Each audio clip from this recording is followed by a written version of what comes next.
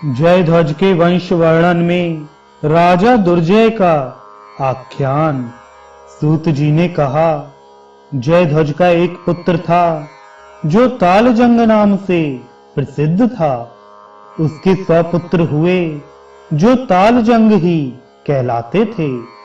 उनमें वीतहोत्र नाम का महान बलवान राजा सबसे बड़ा था।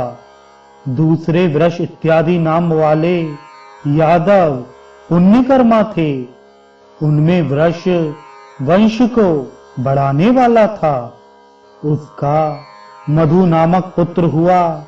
मधु के 100 पुत्र हुए, किंतु उनमें वृषण ही उसका वंशधर हुआ। वीतहोत्र का भी विश्रुत अथवा अनंत नाम वाला एक पुत्र हुआ।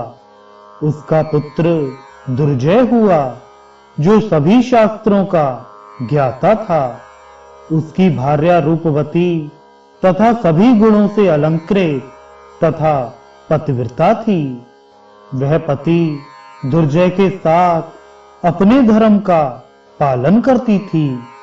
किसी समय उस महाभाग्यशाली दुर्जय ने कालिंदी नदी के किनारे बैठी हुई मधुर स्वर में गीत गाती हुई देवी उर्वशी को देखा। तब काम के द्वारा विचलित मन वाला वह उनके समीप गया और कहने लगा, देवी, चिरकाल तक मेरे साथ रमण करो। रूप और लावण्य से संपन्न तथा दूसरे कामदेव के समान उस राजा को देखकर उस देवी ने चिरकाल तक उसके साथ रमण किया। बहुत समय के बाद ज्ञान होने पर राजा ने उस रमणीय उर्वशी से कहा, अब मैं अपनी सुंदर पुरी को जाऊंगा।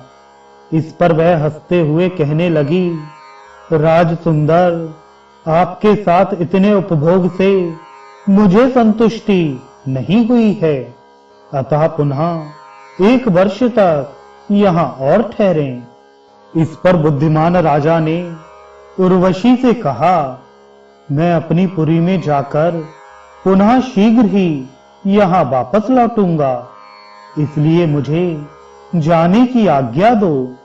उस सुभगा ने उससे कहा, राजन, वैसा ही कीजिए, किंतु तब तक आप पुनः किसी अन्य अप्सरा के साथ रमण ना करें।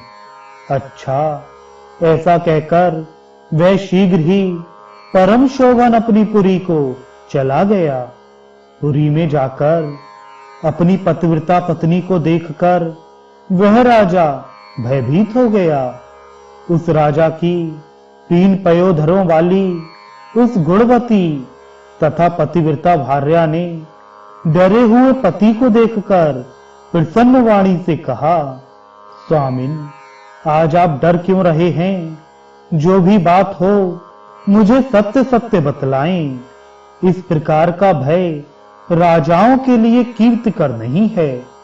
उसकी बात सुनकर राजा का मन लज्जा से झुक गया।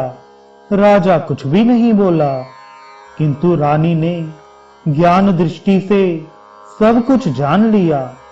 वह बोली, स्वामिन, आपको डरना नहीं चाहिए, पाप का प्रायश्चित करना चाहिए।